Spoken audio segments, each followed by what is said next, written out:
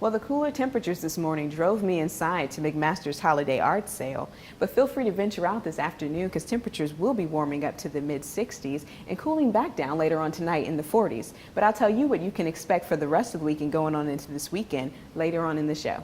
Although the atmosphere here at the South Carolina Democratic headquarters has been cautiously optimistic all night, some volunteers and voters have already decided how they think the election is going to turn out. I'm out here on Green Street as USC's homecoming week kicks off today. As you can see, it's pretty sunny. Temperatures are in the mid-60s, but I'll tell you more about it coming up after the break.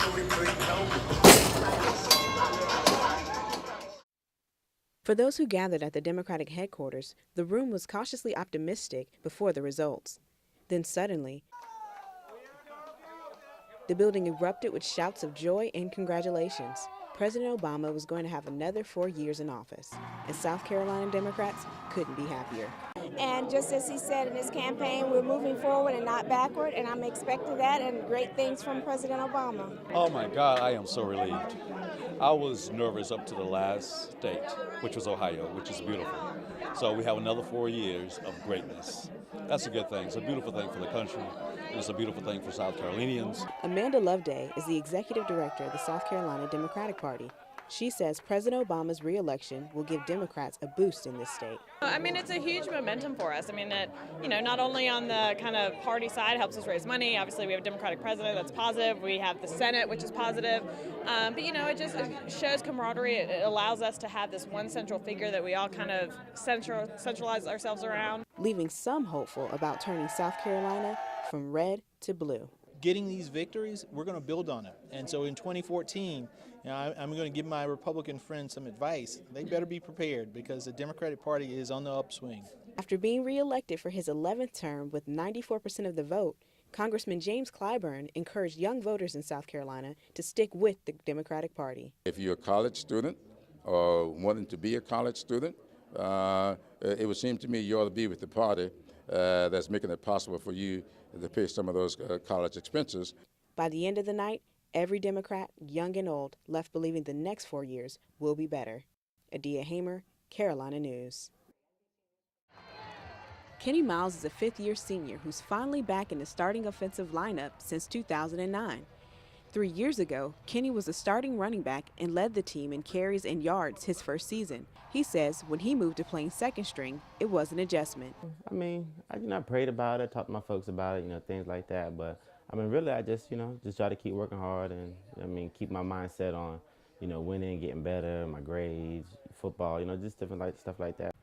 Kenny could have transferred, but he says his love for USC and playing football meant more to him than being in the spotlight. I mean, I'm excited about starting, excited about going out there, showing my teammates who I've been working out all summer, all winter and everything like that. So being able to have the opportunity to really go out there, and showcase that in front of my teammates is great. Running back coach Edward Sands says Kenny could have easily started for another SEC school and predicts that he may have a future in the NFL. Well, I believe if Kenny was at any other SEC school, he had a great chance of starting. I mean, he just had a great one in front of him. So I think he'll get a shot because he has great speed, he has some good quickness, and somebody give him a shot. Sands also says Kenny's commitment to the team is unlike any other player he's ever coached. Head coach Steve Spurrier said after the game against Wofford how he thinks Kenny can play in the league also. He's a very good back. He'll get a chance in the NFL. Somebody was going to give him a chance, maybe even be drafted in the middle rounds or something like that, I think. Whether it's here on the field at Williams-Brice or off the field, Kenny Miles has made a lasting impression among fans, coaches, and teammates. I mean, I think what happened to Lattimore is awful, but I'm glad somebody's stepping up and doing it. He's doing a great job. And he's had to come through and pick up a lot of slack that Marcus left behind, so he's done a great job as a player coming into that position and helping to carry on the team like Marcus did. The game against Wofford was Kenny's last time playing at Williams-Brice Stadium, but he will always remember his time as 31 for Carolina.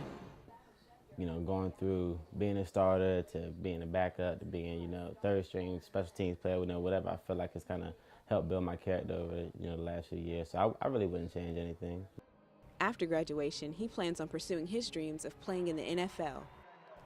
Kenny says his seizing the moment this last season will set him up for the seasons that follow. Adia Hamer, Carolina News.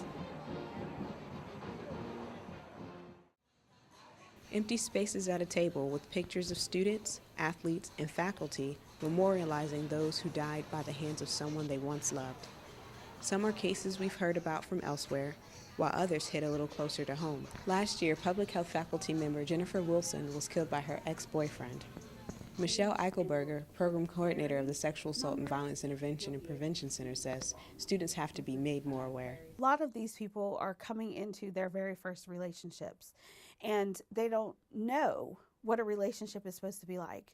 They don't know the good from the bad, the pretty from the ugly. These Hands Don't Hurt campaign is designed to get students to take the pledge against violence in a relationship. The campaign is also meant to educate students on how common domestic violence has become in our state and on our campus. I would say on an average of 30 to 40 per year relationship violence, and then probably about 50 sexual assaults. Despite the positive atmosphere here at the Russell House at These Hands Don't Hurt domestic violence prevention event, the fact that students need to know about domestic violence and prevention is not a laughing matter. But Michelle says the campaign is not only to let students know about their services, but also to get students to take the pledge of no violence in their relationship. She says to make USC student community safer, it begins with prevention.